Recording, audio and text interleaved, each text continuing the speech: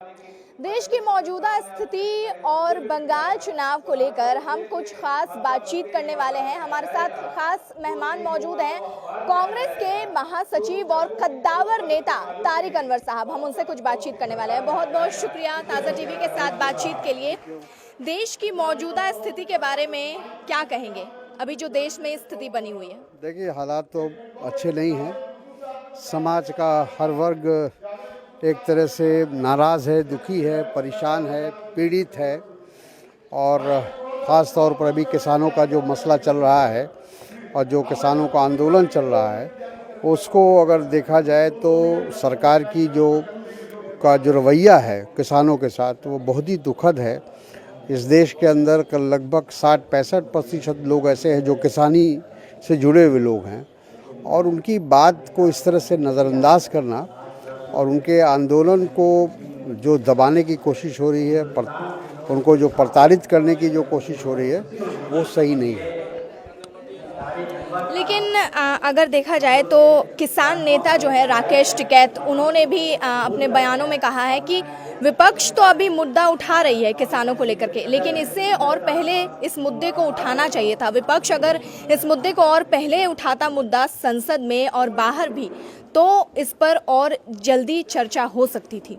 देखिए, विपक्ष तो पहले दिन से इसका विरोध कर रहा है, और जब ये बिल लोकसभा में लाया गया था, राज्यसभा में, तो वहाँ भी इसका विरोध किया था और इस बात के लिए सरकार पर दबाव भी बनाया था कि इस पर ठीक से बहस होनी चाहिए, चर्चा होनी चाहिए। और सबसे बड़ी बात है कि जब आप किसानों के लिए कोई कानून बना रहे हैं तो किसान समुदाय से, उनके संगठन से बात करना आवश्यक था। आज जब वो बात कर रहे हैं तो उसका कोई मतलब नहीं है। पहले कानून बना दिया और अब ये कह रहे हैं कि आप आकर बात कीजिए। कांग्रेस के प्रदर्शन को लेकर के कई बार आरोप लगते हैं कि कांग्रेस अभी जिस तरह से कांग्रेस की स्थिति है, जिस तरह से वो आवाज़ उठा रही है, बेहतर ही नहीं हो पा रही है। तो क्या आपको भी लगता है कि कांग्रेस बेहतर नहीं कर पा रही है? नहीं, देखिए, ऐसा है कि कांग्रेस का जो विचारधारा है वो सबको लेके चलने में विश्वास करता है। भारतीय जनता पार्टी जो आज देश में कर रही है, वो नफ़रत और घृणा की राजनीति कर रही है, लोगों की भावनाओं से खेल रही है। तो ये कुछ दिनों तक तो ये चलेगा, लेकिन फिर लोगों को रोटी रोज़ी और मकान याद आएगा। फिर लोग समझेंगे कि जो ये सरकार है, ये सिर्फ लोगों को भ्रमित करने के लिए इस तरह के इश्यूज़ को उठा रही है, धार्मिक इश्यूज़ को उठा रही है। तो आने वाले समय में स्थिति ज़रूर बदलेगी, हम लोगों को विश्वास है। एक लोगों की सोच बदलना शुरू हो गई। देश की अर्थव्यवस्था इतनी चरमरा गई है, उसको भी लोग देख रहे हैं। बेरोज़गारी अपने चरम सीमा पर पहुंच गई है। तो हमने जैसा कहा कि हर वर्ग आज दुखी है, महंगाई का वही हाल है। तो ये सारी चीज़ें हैं, इसका असर आने वाले चुनाव पर पड़ेगा। क्या देश का मुसलमान, एक दो सवाल और है बस सर में, क्या देश का मुसलमान राजनीतिक दृष्टिकोण से आइसोलेट हो गया है? क्या ऐसा लगता है? देखिए, भारतीय जनता पार्टी की तो कोशिश यही है कि उनको मुख्य धारा से बाहर किया जाए, देश के अल्पसंख्यक समुदाय को, विशेष रूप से मुस्लिमों को। लेकिन ये देश गांधी का देश है। ये देश जिसने हमेशा गंगा जमनी तहजीब को अपनाया है।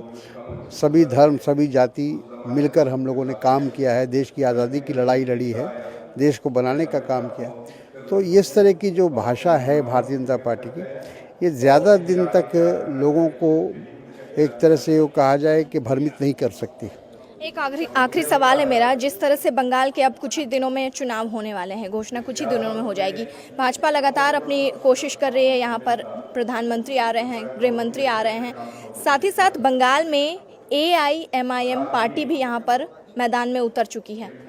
क्या लगता है बिहार में जिस तरह से उनका प्रदर्शन रहा और अब बंगाल में? देखिए, ऐसा है कि MIM को हम मानते हैं कि वो भारतीय जनता पार्टी की बी टीम है, और वो इसीलिए आ रहे हैं ताकि भारतीय जनता पार्टी को उसका लाभ मिले। उनका मकसद कोई जीतना नहीं है, उनका मकसद कोई सरकार बनाना नहीं है। बिहार में उनके 5 विधायक ज़रूर जीते, लेकिन उससे वहाँ की राजनीति पर कोई फ़र्क नहीं पड़ा। एक ही फ़र्क पड़ा कि वहाँ भारतीय जनता पार्टी की सरकार बन गई, नीतीश जी की दोबारा सरकार बन गई। तो अगर वही काम जो वो बिहार में किया है और यहाँ वही काम करने के लिए आ रहे हैं, तो मैं सोचता हूँ कि बंगाल के लोग इस बात को समझ रहे हैं। बहुत बहुत शुक्रिया हमारे साथ बातचीत के लिए। तो हमारे साथ तारिक अनवर साहब थे, जिन्होंने खुलकर देश की मौजूदा स्थिति, साथ ही साथ बंगाल में होने वाले विधानसभा चुनाव को लेकर अपनी बातें रखी।